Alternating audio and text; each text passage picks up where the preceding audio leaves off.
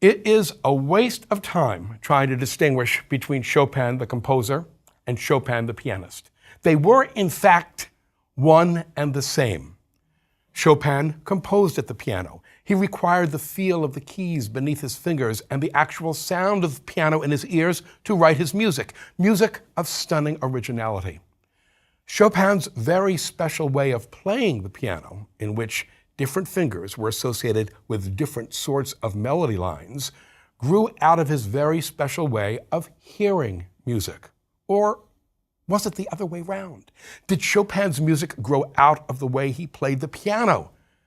Well, it's a chicken or egg question that needn't be answered. Chopin the composer and Chopin the pianist co-evolved.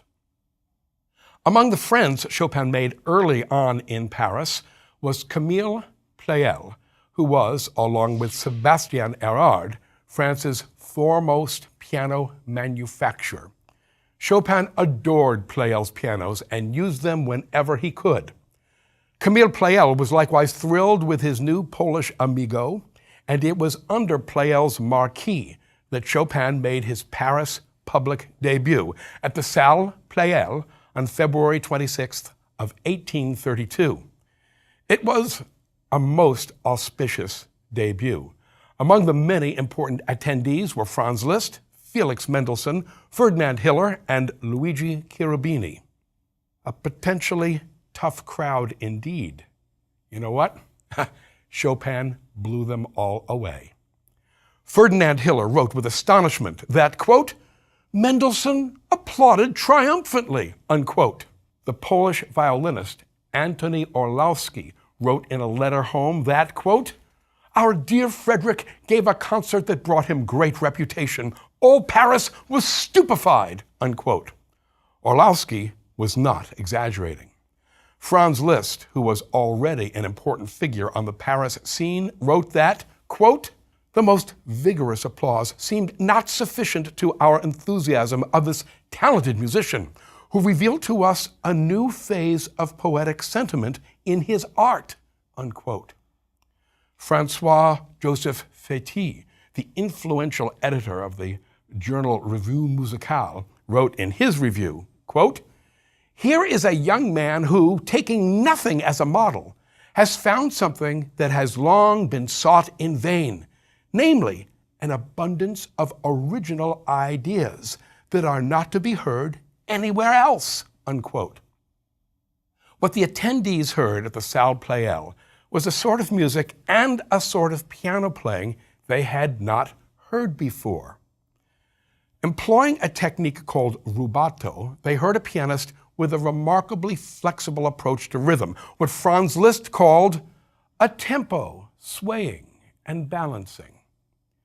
They heard a pianist whose legato, meaning Chopin's ability to string adjacent notes together, could make the piano sing as vividly as any vocalist.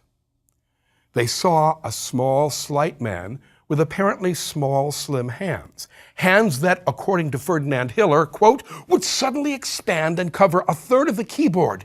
It was like the opening of the mouth of a serpent about to swallow a rabbit whole, unquote.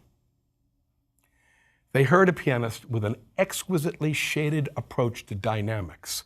Chopin's loudest louds rarely got above forte, but the subtle degrees of quietness with which he played made those not really very loud moments sound like thunder.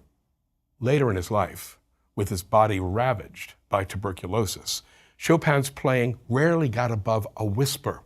There's a story about the pianist Sigismund Thalberg leaving a Chopin recital and shouting at the top of his lungs all the way home. He explained, I need some noise because I've heard nothing but pianissimo all evening. Finally, and most importantly, what the audience at the Salle Pleyel heard in Chopin was a pianist and composer who created an entirely new sort of piano music for what was an entirely new sort of piano. Chopin's student, Carol McCulley, described Chopin's piano playing this way, and I quote, the tone he could draw from the instrument, especially in cantabiles, that is, in singing passages, was always immense.